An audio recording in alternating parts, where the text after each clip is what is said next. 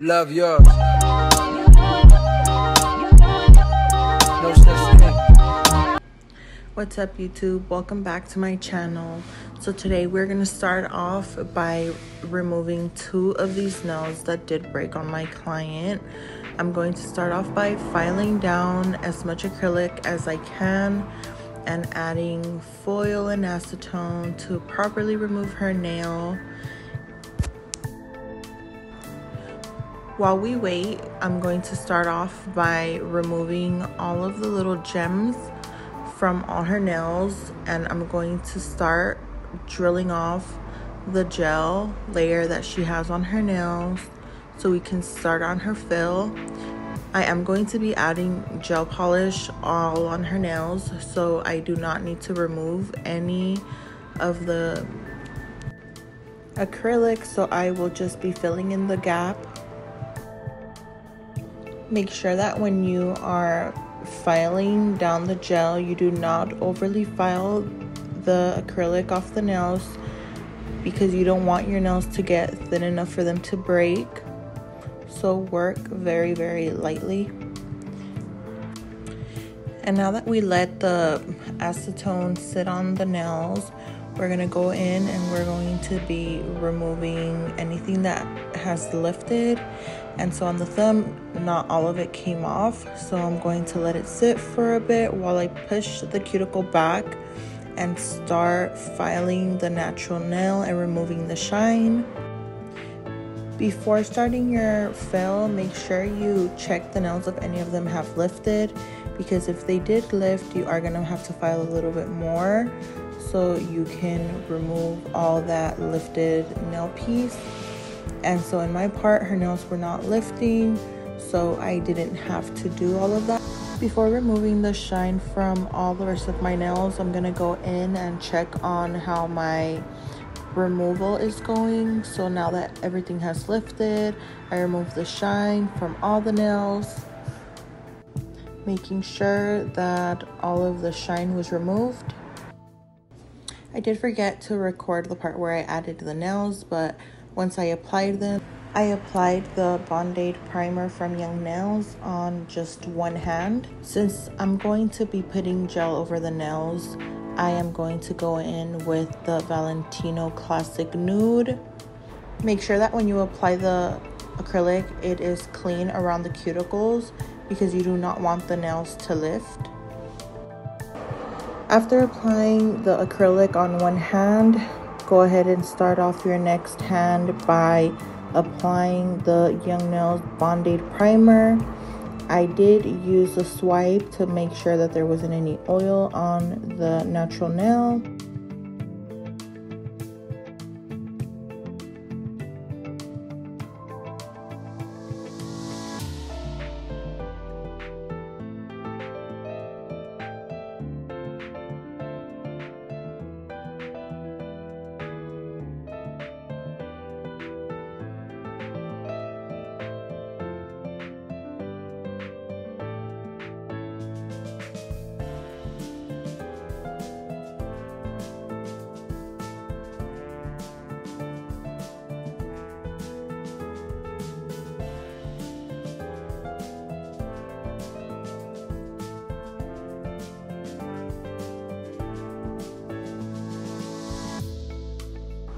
I am using an 80 by 80 nail filer from the brand CHERRI. I am lightly going in and just trying to shape the nails a little bit more so they can look a lot more square. If you are beginning, make sure that you use a 180 nail filer and not the 80 by 80. The reason why I use it is because I already know how to use it correctly, and I am aware that I can hurt my clients a lot easier. But if you are beginning, just use a 180. It will not hurt them, but also don't go so rough on their nails with it. Once I start filing the nails, I did turn on my Melody Susie dust collector just so the dust wouldn't go everywhere, but I am using my 5-in-1 medium drill bit. Make sure that you clean your cuticle well.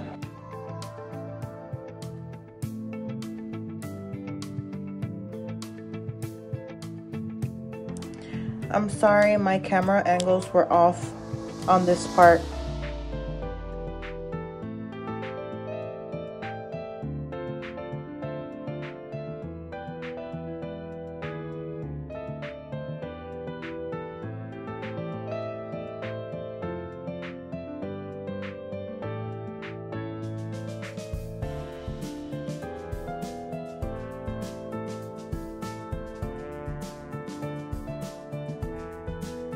So we're gonna start buffing out the nails and make sure they go and wash their hands without soap.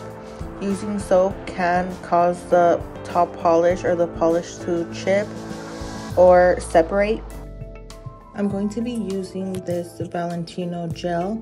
It is the Valentino number 82. And then I'm going to be using the GELIXIR gel in the color black. Always make sure that you clean around the cuticle if you do get it around the rim of your nail.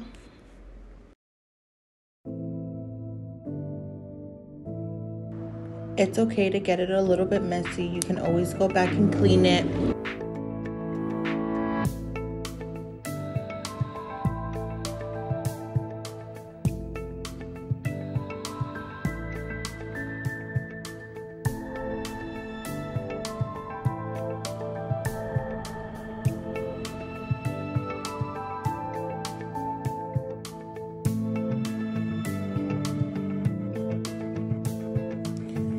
Once you are done putting the gel on all the 5 nails, cure the nail for 60 seconds. Make sure their thumb is all the way in and it is facing a little bit up so it can cure all angles.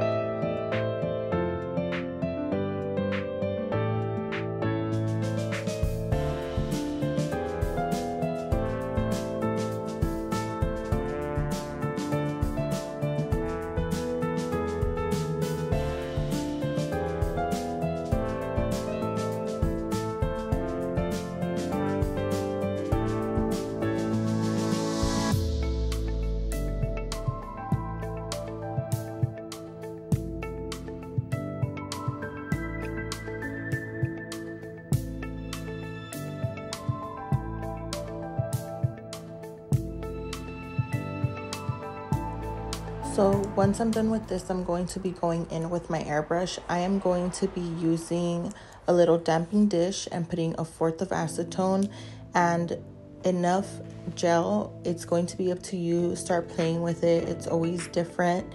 And I'm going to be mixing it very well so the gel won't get stuck to the bottom of the airbrush and clogging it. And I'm going to start spraying in the center and then working my way very lightly going up. I'm going to be doing 2 layers of this, so don't spray too much in one place. Work your way up. So this is going to be a better view on what I do to clean my airbrush. I'm going to be adding acetone in there and clogging it with my finger. That way I can get all the gel that is stuck inside of the airbrush, and I'm gonna toss that acetone and repeat that a few times until I can get a clear spray. Once that's done, I'm going to do my mixture again using black, and I'm going to be spraying it on the nails.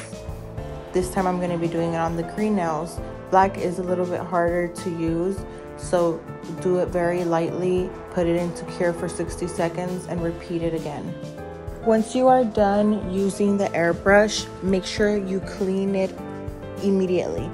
You do not want to have your airbrush clogged, so make sure that you clean it off with acetone, clog the hole and add acetone, let it bubble, clean it out a few times until there is no more gel when you spray it. After you clean out the rims and you put it into cure, we're going to be using a base coat because we are going to be drawing designs on it, and you do not want to erase the airbrush fade between both of the colors. So we're going to be using the base to protect the airbrush. Once we're done using the base coat and curing it for 60 seconds, I'm going to be using the GELIXIR rhinestone gel, and I'm going to be making a texture design on the index finger, going around making whatever desired look I want and putting it into cure for 60 seconds.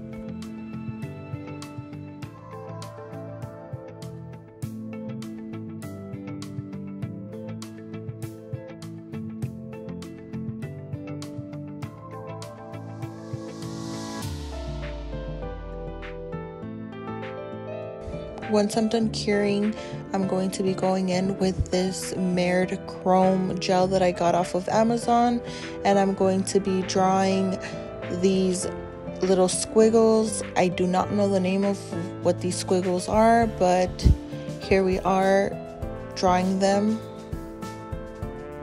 My nail art brush is from Nails by Dev.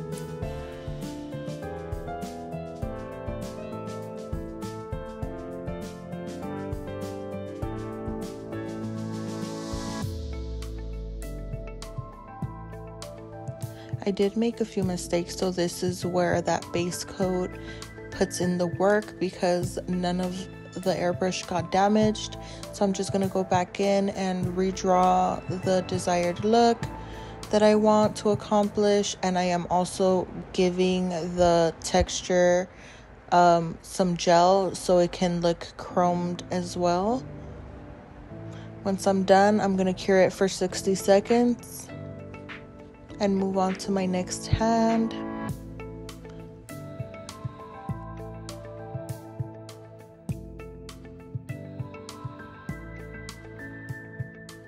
Don't be afraid to make mistakes, and don't be afraid to start over.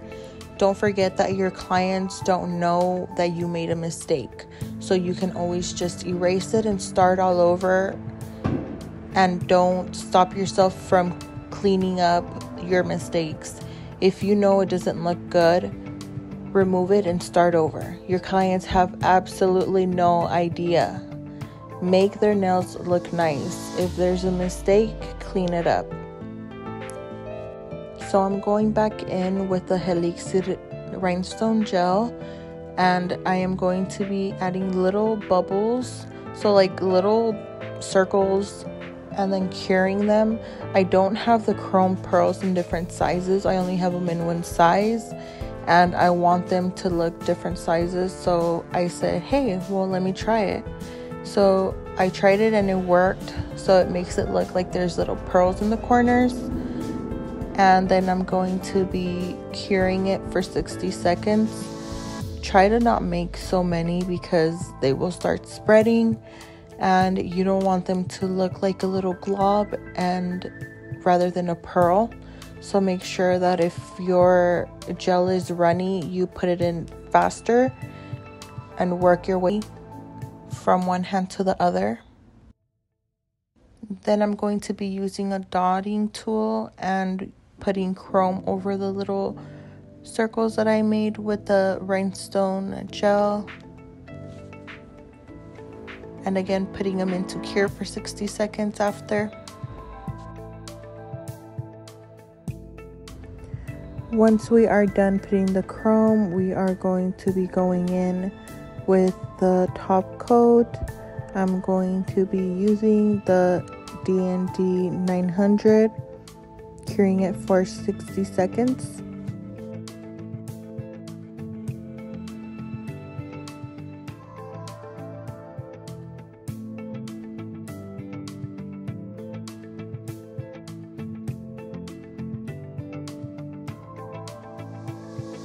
I just want to thank everybody that has been watching my videos and giving it a thumbs up. I hope you really enjoy it, and I can't wait to upload my next video. Thank you.